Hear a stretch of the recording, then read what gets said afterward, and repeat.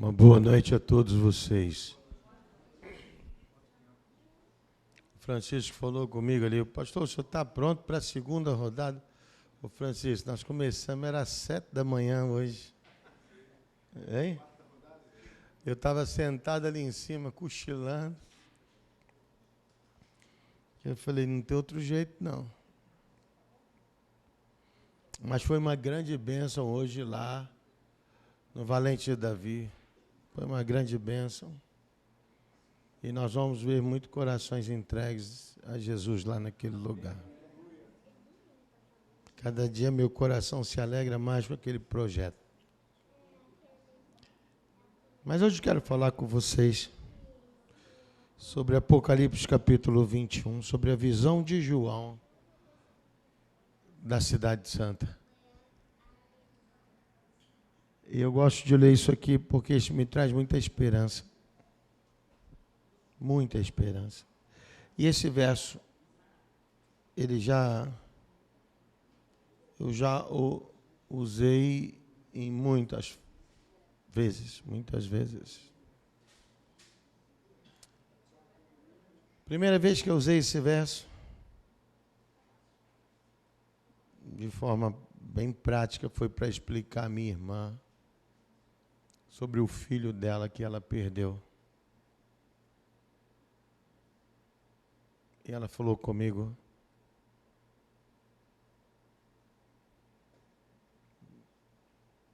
meu pequeno filho, eu não vou vê-lo mais. E naquele velório daquela criança, nada acalmava o coração da minha irmã, porque era o segundo filho que ela tinha perdido no eclipse. E esse tinha uma criança linda, viveu 8 dias, 7 dias, eu acho. E a criança nasceu, minha irmã teve que ficar no hospital acompanhando, depois ela recebeu alta, a criança continuou. Só que ela foi em casa trocar de roupa para pegar as coisas para ficar, né? E quando ela voltou, o nenenzinho dela tinha morrido. E ninguém dava uma informação clara a ela. Ela desceu desesperada e acabou entrando no necrotério ali onde ficavam os corpos, na Santa Casa de Misericórdia, lá em Juiz de Fora. E ela acabou de vendo o pequeno neném dela despido ali naquela pedra fria. E nunca mais a minha irmã se recuperou dessa cena. E eu tive que colocar aquela criança na sepultura depois de um velório tremendamente triste. E passou alguns dias eu conversando com ela na casa dela. E ela, o coração muito dolorido, eu disse para ela, olha, haverá um dia que Deus trará de volta aos filhos, às mães, aquelas que viveram temendo ao Senhor, na esperança de verem a graça do nosso Deus sendo derramada sobre a vida de seus filhos. E não haverá mais dor, lágrima, e nem lembrança das coisas passadas. E o olho dela brilhou e nós nunca mais falamos sobre esse assunto.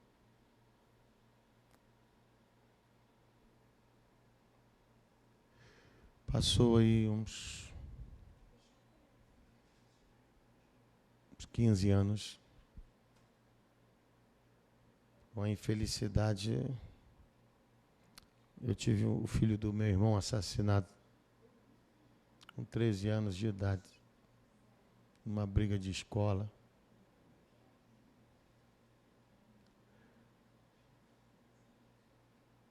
E estava em frente à lanchonete da minha irmã, com as minhas sobrinhas todas.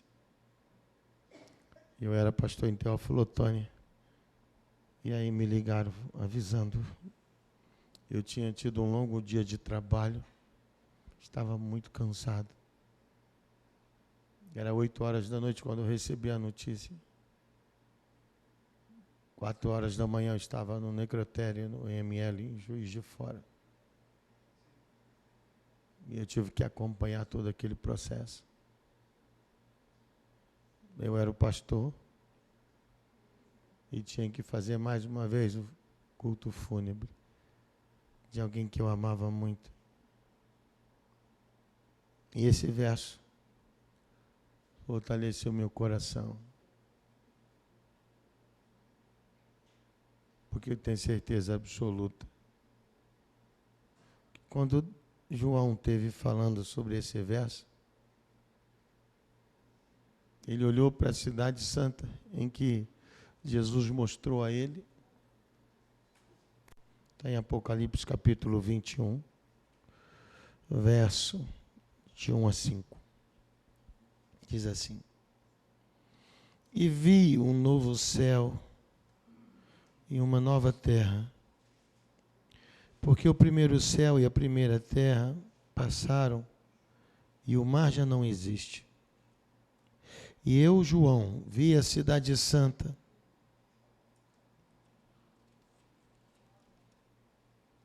a nova Jerusalém, que de Deus descia do céu adereçada, como uma esposa ataviada para o seu marido. E ouvi uma grande voz do céu que dizia: Eis aqui o tabernáculo de Deus com os homens, pois com eles habitará, e eles serão seu povo, e o mesmo Deus estará com eles, e será seu Deus. E Deus limpará de seus olhos toda lágrima, e não haverá mais morte, nem pranto, nem clamor, nem dor, porque já as primeiras coisas são passadas. E o que estava sentado sobre o trono disse: Eis que faço nova todas as coisas. E disse-me: Escreve, porque essas palavras são verdadeiras e fiéis. E disse-me: Mas está cumprido, eu sou o Alfa e o Ômega, o princípio e o fim. A quem quer que tiver sede, de graça lhe darei da fonte da água da vida. Quem vencer, herdará todas as coisas, e eu serei seu Deus, e ele será meu filho. Na Bíblia você pode ver isso, Isaías. Você pode ver Deus falando da aliança que fez, colocando sua lei no coração, escrevendo no seu coração. Você pode ver várias passagens bíblicas, Deus falando: e você será o meu povo e eu serei vosso Deus.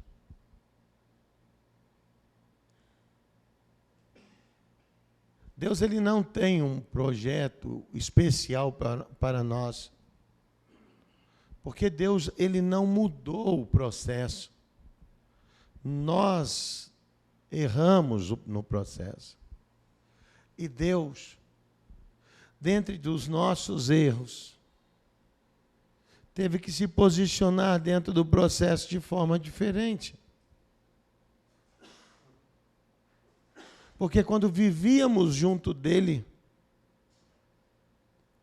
vivíamos somente da forma em que fomos criados, imagem e semelhança. Olhávamos para ele de forma pessoal. Enxergávamos ele da forma que ele é. Nada impedia o nosso contato. Falávamos com ele. E ele falava conosco diretamente.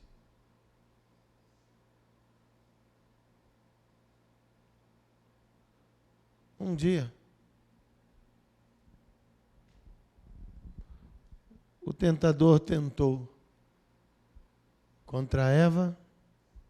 Eva, estimulada pelo tentador, chamou o seu marido para participar daquilo que ela entendia naquele momento que era a melhor escolha, mesmo que essa escolha fosse diferente da vontade de Deus. Após esse momento, nós desenvolvemos características que até hoje nos coloca em situações contrárias à vontade de Deus. Somos especialistas em explicar porque não fazemos as coisas segundo a vontade de Deus, ou porque nós não acreditamos nas coisas segundo a vontade de Deus. Mas uma coisa a gente não consegue explicar. Por que que a gente faz as coisas segundo a vontade dos homens? Porque o que acontece conosco é isso. Trocamos a vontade de Deus pela vontade dos homens. Passamos a aprender, a deixar de lado a vontade de Deus e praticar aquilo que convivemos dia a dia junto com os homens.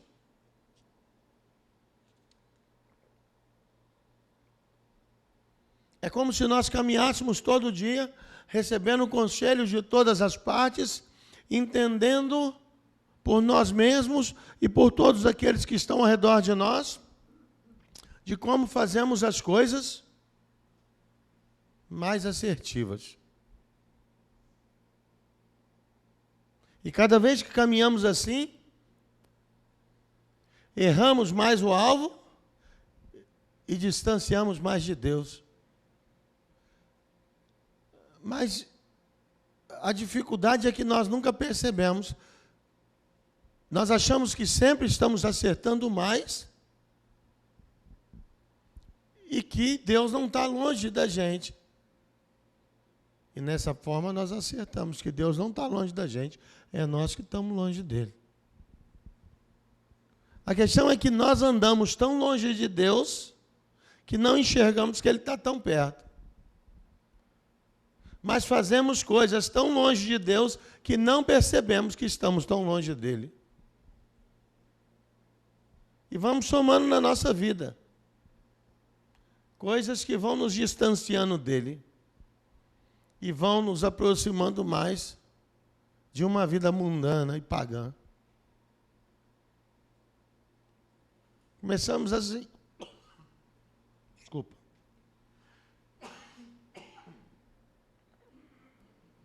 Começamos a sentir em nosso coração um sentimento que nós não conseguimos explicar.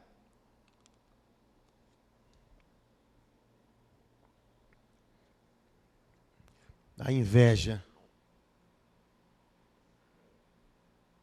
Se eu pedisse você para explicar a inveja, você nunca ia explicar direito. Tenho certeza.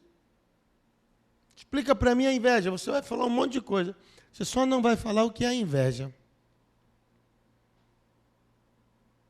O homem tentou descrever. Se você disser aí no Google, aí, eu vou até fazer o teste. Busca aí no Google aí para mim rapidinho, Amanda. O que quer dizer inveja no Google? Olha como é que nós somos especialistas em explicar esse sentimento. O que quer dizer inveja? Não fica nervosa não, pode ir lá. Já achou, Gabi? Já está na tela? Vixe, aqui o pessoal é ágil. Desgosto provocado pela felicidade ou prosperidade alheia. Desejo irrefreável de possuir ou gozar o que é do outro.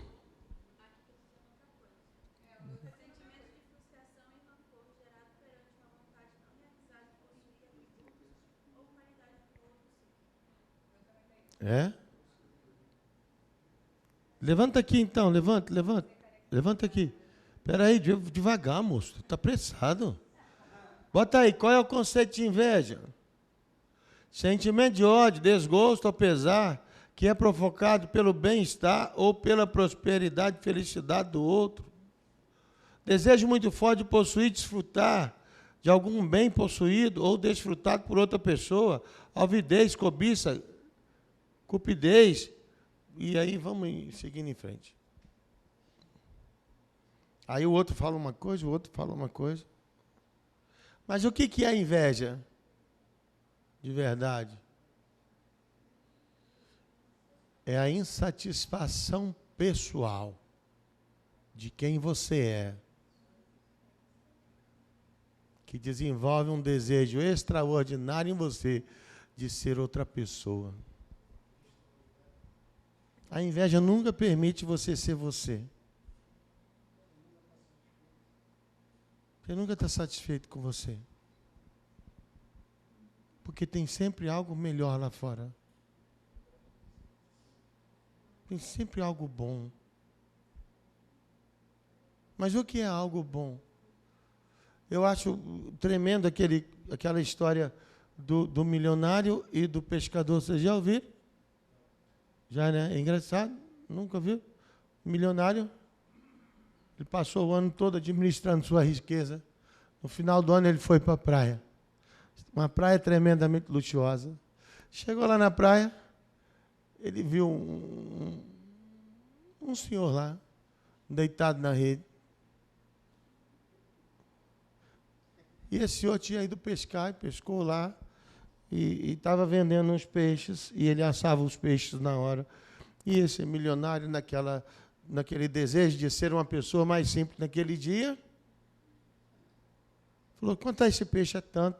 Vou sentar aqui, posso sentar? E eles estão ali conversando e o cara está preparando o peixe, preparou, serviu, o milionário comeu o peixe com a visão extraordinária de negócio. E ele falou, rapaz, que peixe é esse? Eu já frequentei tudo quanto é restaurante, nunca vi um tempero desse, nunca vi um peixe tão bom. Aí virou para aquele senhor, rapaz, olha,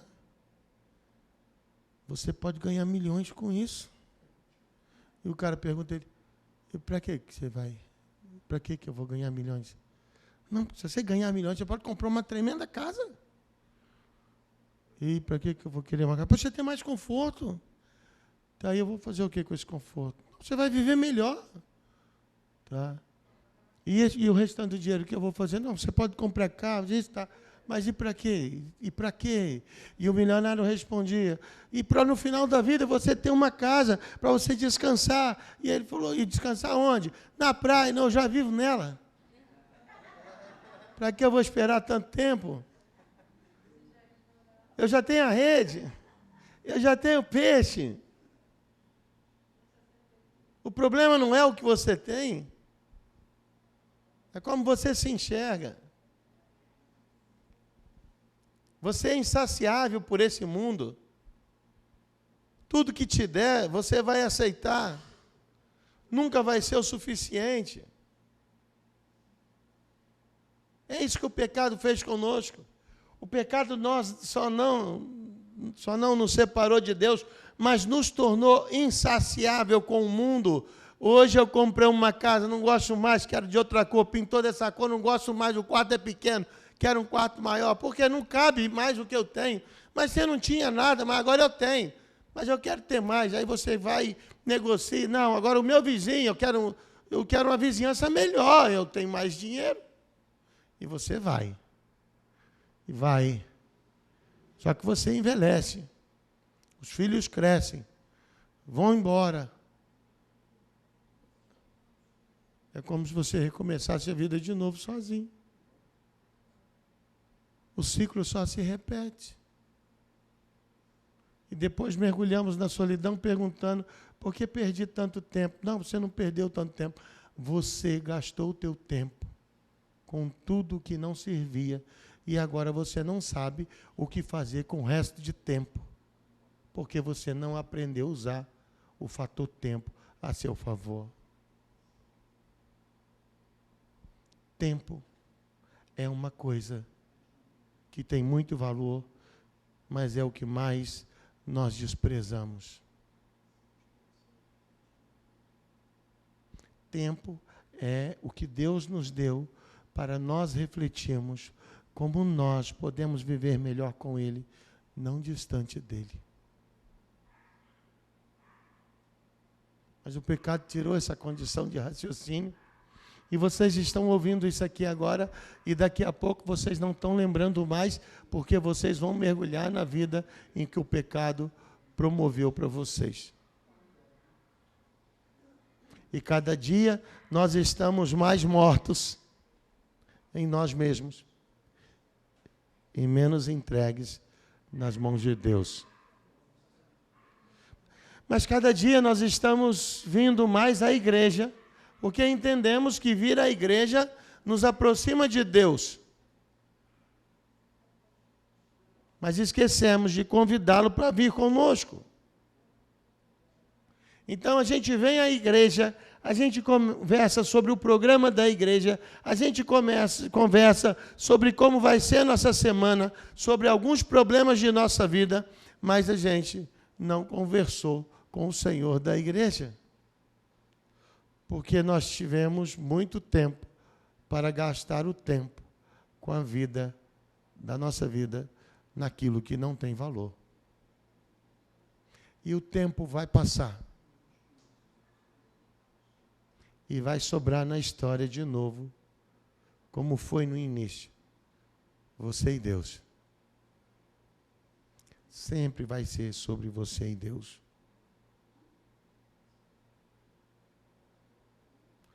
Quais são as decisões que você vai tomar essa semana que vão impedir você, daqui a um tempo, estar próximo de Deus? Quais são as decisões que você vai escolher que vão contribuir para esfriar o seu amor pelo que é santo, pelo que é sagrado, pelo que é justo, pelo que é aceitável a Deus?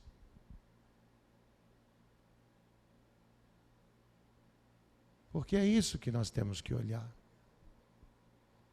Porque a partir de em algum momento em que nós saímos daqui, nós vamos sair do culto e vamos voltar a planejar nossas vidas. Você vai planejar a sua vida para quê? Porque se você acredita nesse verso, você vai planejar a sua vida para que você tenha dias tranquilos nessa terra, mas que você não tenha dias distantes de Deus. Porque aquilo que você soma hoje, você vai desfrutar amanhã. Pastor, mas eu não concordo com algumas coisas na igreja. Que bom. Eu também não. Mas isso não tem a ver com Deus. Tem a ver conosco. É nós que estragamos a igreja. Nós estragamos a igreja pela inveja que nós temos em nosso coração. Por não aceitar o nosso irmão do jeito que ele é. Porque nós moldamos a pessoa do jeito que nós queremos que ela seja. Nós não nos tornamos felizes quando as coisas não saem do nosso jeito. A pergunta que eu faço a você hoje é: quando que saiu do nosso jeito? Nunca foi do nosso jeito. Nunca deu certo. Nós não entendemos que ainda não aprendemos a viver, mas somente sobrevivemos nos dias a dia de nossa vida. Nós estamos sobrevivendo a tudo, porque a graça e a misericórdia de Deus ainda tem nos fortalecido, nos dando a oportunidade de nos aproximarmos dEle. Porque na maioria das coisas que nós estamos fazendo e escolhendo, estamos nos distanciando de Deus. E o grande problema é que nós nos agradamos disso, achando que somos bons. Bom em quê?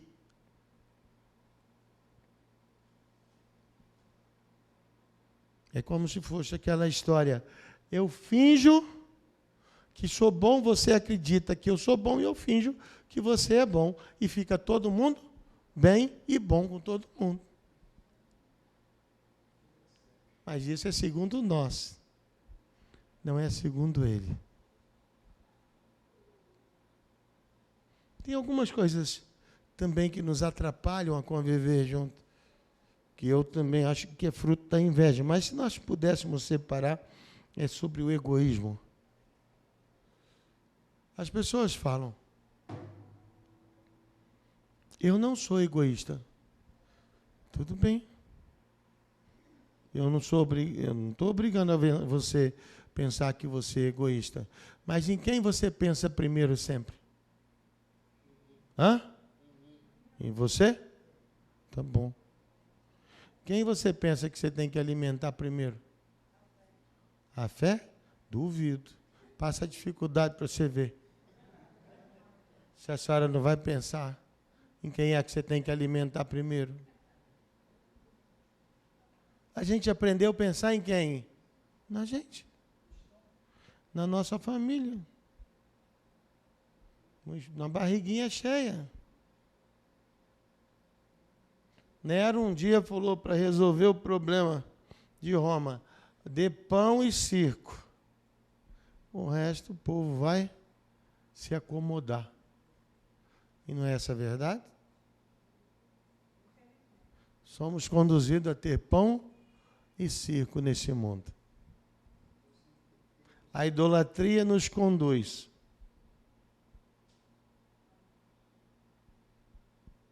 Aqui no Rio, eu tomara que não tenha essas coisas, mas eu fui pastor em alguns lugares que às vezes tinha algum jogo de algum time preferido, e aí as pessoas ficavam no culto, e ficavam, porque quarta-feira, eu não sei ainda se é dia de futebol, né? E aí o pessoal ia para o culto na quarta-feira, e aí o culto, né? Eu não vou nem falar do domingo, vou falar da quarta, porque muita gente não vem. Se eu falar do domingo, fica terrível, né? Porque no domingo, o jogo está acabando, está na hora de ir para a igreja. Aí o indivíduo fica, não, eu vou esperar um cadinho mais, só um pouquinho. E aí chega todo mundo na igreja no mesmo horário. Parece que combinaram. Um ligou para o outro e falou, vão chegar às 7h15, 7h30? Não, vão chegar mais ou menos 15 para as 8. Por quê? É porque o jogo acaba às 7h30, 15 minutos para nós chegar, dá todo mundo igual. Chega todo mundo igual, no mesmo horário. Sabia? Todo mundo que torce para aqueles dois times, chega no mesmo horário. Eles viram até amigo para negociar o horário, para ninguém ficar mal. Entenderam? Aqui é diferente. Não, mas no dia joga só 2, né? No dia joga só 2. Então, o que eu estou querendo dizer para você é que a idolatria, ela tem tomado conta de nossas vidas. Nós estamos criando vários ídolos. E eu não estou falando de futebol. Cada um de nós já estabelecemos os nossos ídolos. A nossa idolatria pessoal, aquilo que nós depositamos a nossa confiança. Não, pastor, não depositei confiança. Não? O que você estava fazendo na hora do culto?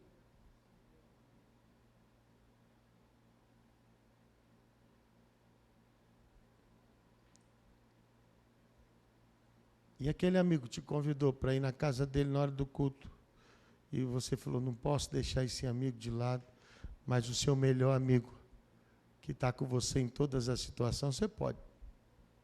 O outro ali, que te convidou para tomar uma cerveja sem álcool, comer um negócio, aí está tudo bem, porque vamos, né? Eu vou até pregar o evangelho para ele lá, para me sentir melhor amanhã.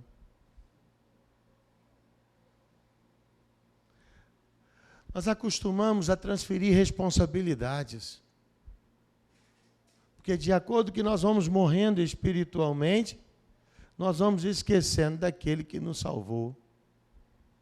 E vamos depositando as nossas esperanças e tudo quanto aquilo que vai sendo lançado em nossa vida. Que dia nós vamos acordar? Que dia que nós vamos parar e pensar que o tempo está mais curto para nós? Que o dia de amanhã talvez não exista. E o dia que eu poderia ter tomado a decisão passou. Porque isso não é referente a Deus, é referente a nós. Isso não é sobre a decisão de Deus, é sobre nossas decisões, porque certamente, independente da coisa que nós convivemos nesse mundo, independente das coisas que nos sobrecarregam, independente das coisas que acontecem ao nosso redor, sejam elas boas ou ruins, se nós vivemos confiante na palavra do Senhor e que as promessas dele se realizarão em nossa vida, nós certamente nunca esqueceremos que, independente das lágrimas, elas secarão. Independente das dores, elas não mais existirão. E é simples o processo. Aquilo que nós cultivamos no coração se torna dono de nós. Aquilo que você cultiva no teu coração vai te dominar. Se você cultiva o rancor, ele vai dominar você e você vai ser uma pessoa rancorosa, difícil de lidar, difícil de compreender. Se você se torna uma pessoa egoísta, somente a tua opinião vai ter validade. Só o que você acha vai ser legítimo. E tudo vai estar ruim quando não concordar com você. Se você se tornar uma pessoa invejosa, o mundo pode se debruçar diante de você e você ainda vai achar que o mundo é insuficiente, porque nada é saciável à inveja. E sabe qual é o problema dessas coisas que eu falei? Que elas nos tornam tão estéreis ao amor que vivemos mortos mesmo diante da graça que foi nos oferecida. Mas ainda acreditamos que a graça nos alcançou. Olha que negócio terrível. Você acredita que você vai ser salvo pela graça, mediante a inveja que você vive, mediante o egoísmo que você vive, mediante o egoísmo que você vive. Quem colocou isso no teu coração?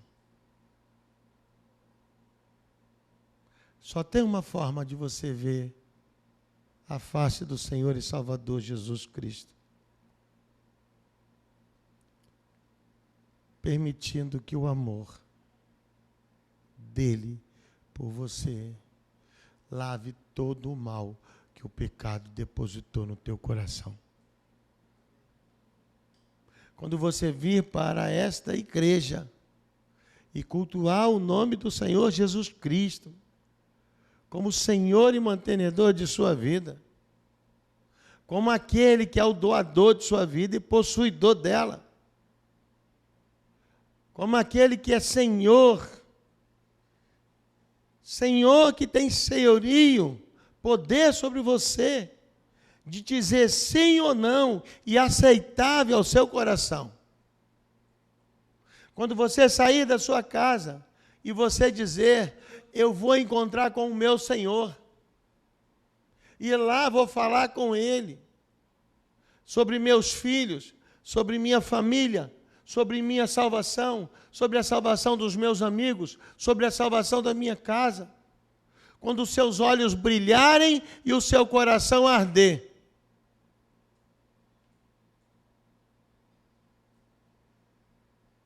aí as coisas vão ser diferentes para você e para a sua igreja nessa terra. Nós precisamos de uma igreja que saiba conviver em unidade em tempos difíceis.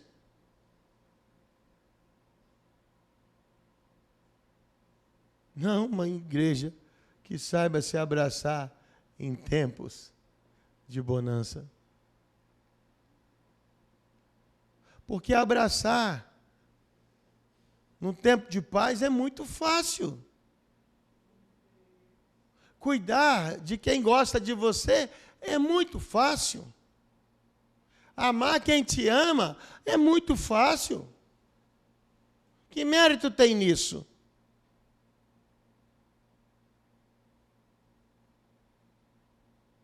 Agora, fazer as coisas por quem não espera nada de você e não tem nada para te oferecer, aí fica difícil. Aí é difícil. Lidar com situações difíceis, quando não há mais esperança no seu coração, mas pelo poder que há em Jesus Cristo, você diz, através dele, eu vou buscar força para fazer isso. Quando ter que confiar no caminho aonde todo mundo desistiu e você dizer, este é o caminho, esta é a verdade, é por isso que eu vou continuar nele, isso é difícil. Seguir a multidão sempre é mais fácil. Mas ninguém da multidão esteve ao lado de Cristo. E ninguém da multidão vai estar no dia da volta de Jesus, porque a multidão sempre segue a multidão. E o que a multidão cultua, e o que a multidão faz, e o que a multidão pensa. O servo de Deus vai sempre seguir o caminho, mesmo que ele seja mais difícil. Nós precisamos escolher se vamos estar mortos em Cristo Jesus ou vivos nesse mundo mundano. Porque eu prefiro viver nesse mundo morto em Cristo Jesus e vivo pela eternidade nele, morto para esse mundo, mas vivo para o meu Deus, do que vivo para esse mundo e morto para a eternidade. Porque se eu continuar vivo para esse mundo, daqui uns dias, vai chegar a minha hora. Outro dia eu estava no hospital, uma dor de garganta, tossindo muito. Mas passei dos 50, né? Aí tem que fazer exame lá no coração. Aí a médica veio e olhou para mim, e eu falei, deu BO. Ela falou, deu. Eu falei, mas eu vou embora. Ela falou, se você for embora, você vai morrer ali. Não passei. Eu falei, é mesmo? Ela falou, é. E aí eu falei, eu vou orar. Porque eu tenho que criar minha filha. Eu tenho que criar meu filho. Eu ainda tenho que trabalhar para o Senhor e eu vou orar. Eu vou pedir Ele mais um tempo de vida. Para me poder fazer as coisas direito, melhores.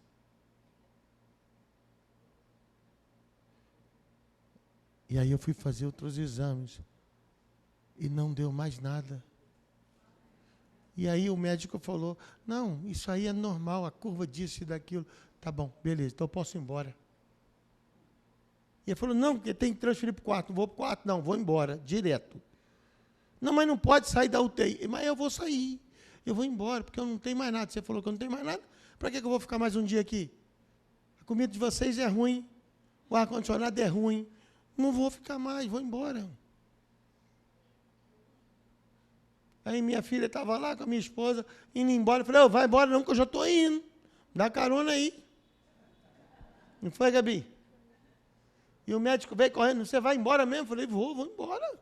Eu vou fazer o que aqui? Você falou que eu não tenho mais nada. Ele olhou para mim. Tá bom, vou te dar alta, tá bom. E vazei. Mas você tem que fazer o exame lá, na outra médica, eu fui lá. Deu a mesma coisa, não tem nada. E eu falei, agora vocês têm que me explicar o que eu tive. Ninguém explica. Eu estou vivo. Eu falei com Deus assim, ó, eu tenho que casar minha filha. Agora eu falei com ela que ela só pode casar com 50 anos. Eu falei que eu tenho que casar ela. Ela que viva. Não é não? Para casar com 50 anos. Que aí eu vivo até 50. Não pode... Ó, não, eu vivo mais 50, entendeu? Você vai discutir agora quanto tempo eu vou viver? Um dos dois vai ter que casar tarde, ou o Gabriel ou ela, porque eu falei, ó, tem que casar meus filhos. Os dois. Eu falei com eles, olha, não tem problema, vocês podem ficar solteiros, papai não vai brigar, pode morar na mesma casa, tem estreia, porque eu falei com Deus que eu tenho que casar vocês. Não casa amanhã, não. Senão acabou o compromisso. Aí, né? Aí ele fecha a porta da graça lá. Não pode, não. Agora não. Agora está lascado. Falei com ela que se ela arrumar um namorado, eu vou no cara. Puf. Vou caçar ele. Falou, meu irmão, vaza daqui. Não aparece aqui mais, não. Não vai ficar um. Ela falou assim, pai, para de me traumatizar. Eu falei, não, isso é amor. Vem, Gabi. Você é um anjo, já concorda tudo comigo. Olha o coração, Gabi, aqui, ó. Olha para cá, ó. Deixa eu falar uma coisa com vocês. Sabe quando eu aprendi a dar valor à vida? Tem 4 semanas. Tem 4 semanas só que eu aprendi a dar valor à vida.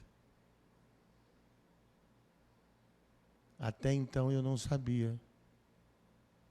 Eu fui atropelado 7 vezes, sabia? É. 7 vezes. Uma vez por ônibus, 3 vezes por caminhão. E o resto por carro. Eu fui atropelado uma vez até por uma charrete. Um cavalo passou por cima. Então pode... Hã? Não, estava bêbado. Eu não vi o cavalo, ele não freou a tempo, passou por cima. Mas não doeu muito, não, né? Tem história para contar. Mas eu só aprendi o que é vida quando o médico falou, você não tem mais tempo. Você tem uma lesão no lado direito do teu coração. E o troço é grave. Aí eu vi que o negócio deu ruim.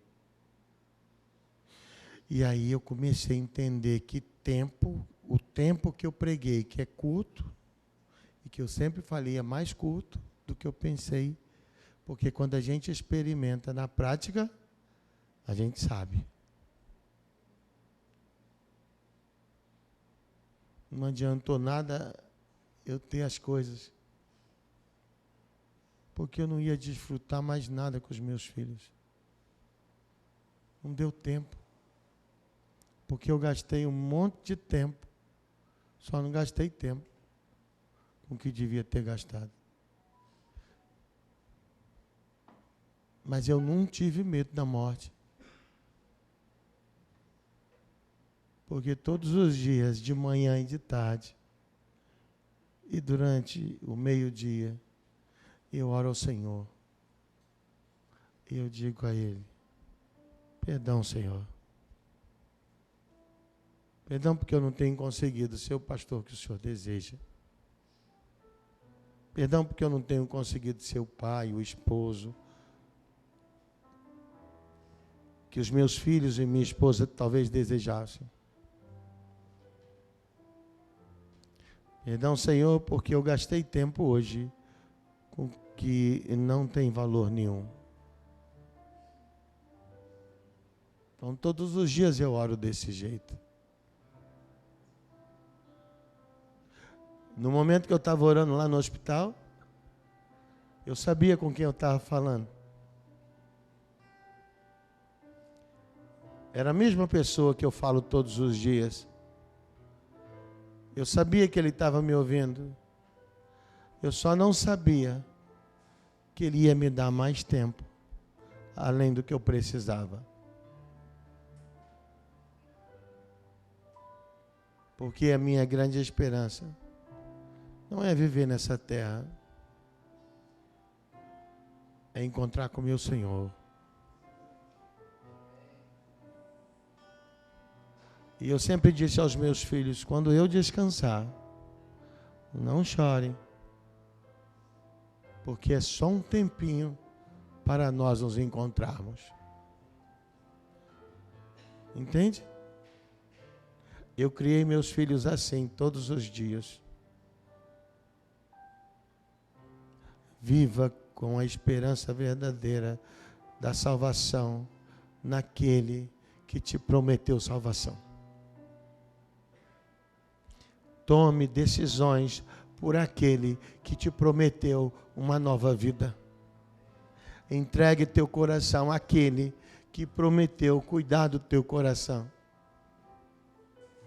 Para de lançar a sua vida fora. Para de tirar o seu próprio valor. E lembre-se que nada será comparável. Nada será e poderá se comparar. Simplesmente ao sentimento de nunca mais ter uma lágrima nos seus olhos. Nunca mais. Nunca mais haverá uma lágrima nos olhos daqueles que creram e entregaram a sua vida a Jesus Cristo. Essa é a grande promessa. Essa é a grande vida que foi a nós apresentada. Esse é o grande plano. Sem dor, sem lágrima, vida por toda a eternidade, vida em abundância, com alegria, cheia de prazer, cheia de louvor. É esse o plano de Deus. E é para a sua vida, para a minha vida, para a vida dos nossos filhos, para a vida de todos aqueles que nós amamos. Então se entregue a Ele e seque a dor do teu coração e a lágrima da sua face. Aceite Jesus como teu Salvador. E aguarde o grande dia da esperança.